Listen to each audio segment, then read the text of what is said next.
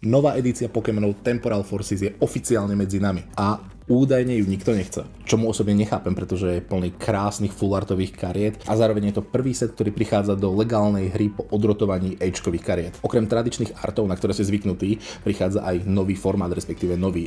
Znovu sa vracajú karty Ace-Pack, na ktorých je najviac potešujúci fakt, že kvalitou spracovania sa veľmi blížia k tým japonským, čo sa u anglických kartičiek úplne nestáva a keď si ich porovnáte s tými japonskými, je to veľmi často nebe a dudy. Toto ETBčko do tohto videa venoval e-shop Waku Waku, kde vždy zoženete Pokémon produkty za tie najlepšie ceny na internete. Tak nebudeme to predĺžovať, poďme na to.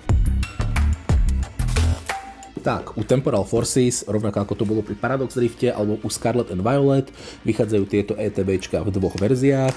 V tomto prípade zase ide o Future a Ancient. Reálny rozdiel medzi nimi, okrem toho, že v každej sú podľa tohto vizuálu robené samotné slívy, tak je ešte teda vlastne promokartička, ktorou si môžete proste vylepšiť svoj set v prípade hry. Prípadne ak hru nehráte, tak si môžete samozrejme vybrať, do ktorého ETBčka pôjdete, ak si nebudete kupovať obidve práve podľa toho, ktorá karta sa vám páči, pretože je teda garantovaná. Vďaka pre-release turnajom, o ktorých si poviem v nejakom inom videu, sa mi už podarilo otvoriť asi 40 týchto boostrov a aj s tým, čo som videl u ostatných ľudí, ktorí to otvárali, tak tie lepšie karty docela padajú. Hlavne teda tie altarty. Tak a poďme sa teda pozrieť na obsah samotného ETBčka. Zase jak tradične, toto je to, čo nás bude zaujímať, 9 boostrov Temporal Forces. Ako tradične v každom ETBčku nájdeme rozdielovače v prípade, že chceme krabičku použiť na zakladanie kariet. Máme tu kocku a damage counter, označovače na special conditions, energie, ktorých má každý dosť a slívy s vizuálom z krabice z ETBčka. Každopádne my to nebudeme predĺžovať a ideme na tie samostatné boostre. Tak, ako som už predtým spomínal, je ich teda samozrejme 9 a poďme sa pozrieť, čo tam nájdeme.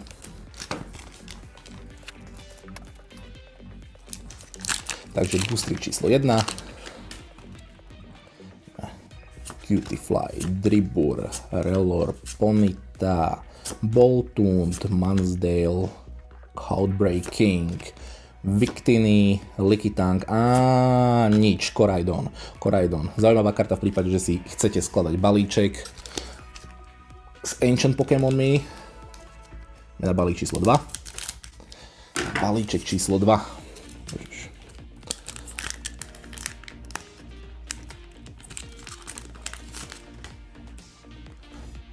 Tak, čo tu máme?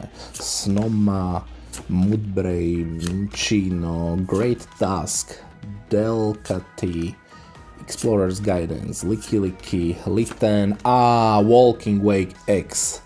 Tak, máme tu prvé X-ko. Pekné, iba energia. Výborne. Ideme ďalej.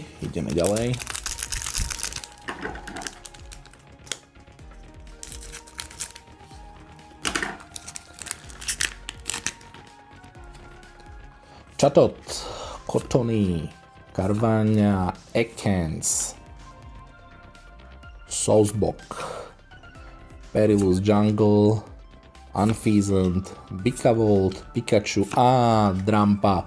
Nie je tá altartová, táto obyčajná. Bre, nevadí, ideme ďalej. Neviem, či ste videli tú altartovú Drampu, ako vyzerá. Mnoho ľudí z nej bolo dosť odvanených, pretože mnohým pripomína film Nekonečný príbeh. Možno, že sa mi podarí vytiahnuť. Už som ich pár videl a vyzerá to fakt pekne. Lickitung, Iron Hands, Morty, Bianca, Torracat, Cutiefly, Farigiraf EX, Terra Pokémon, nový, veľmi pekné. Takže zatiaľ to je docela fajn, z troch boostrov, myslím, že boli 3, sa nám podarilo vytiahnuť 2 hity. To je fajn, ak budeme pokračovať v tejto bilancii, bude to dobré.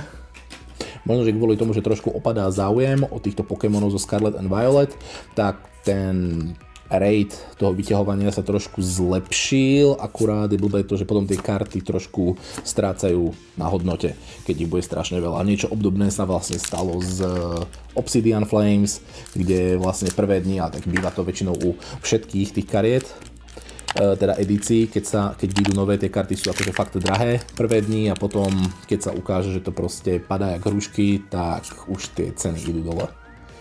Treba tie Ace-Pack karty, ktoré sú v podstate tréneri, tak teraz tieto prvé dni, kým boli iba vlastne balíčky z tých pre-releaseov. Výborne, výborne, je to Exko, toto je zrovna Pokémon, ktorého by som chcel skúsiť hrať. Veľmi pekne a energia. Aby som teda dokončil tú ideu s balíčkov, ktoré padali teda primárne z tých pre-release kitov, tak tie energie Ace-Pack, tie ružové, sa ponúkali na internetoch okolo 700 korún, čo je dosť atypické, čo sa týka v podstate trénerských kariet, tak uvidíme, ako sa bude cena vyvíjať teraz, keď sa táto edícia bude normálne predávať. Shift 3, Whimsicott, energia, nič, takže sme to trošku asi zakríkli. Ešte nám tu zostáva teda tento balíček, ešte jeden, Electabuzz, Bramblin, Girafarik, Roselia, Salvadore, Palafin, Screamtail, Drillbur, Heatmore, Relicanth, nič. A máme tu posledný, takže uvidíme, či bude nejaký Last Pack Magic.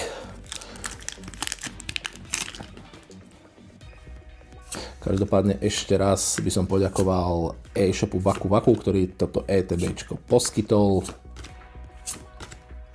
Snad budeme mať viac šťastia, Feraligatr a nič.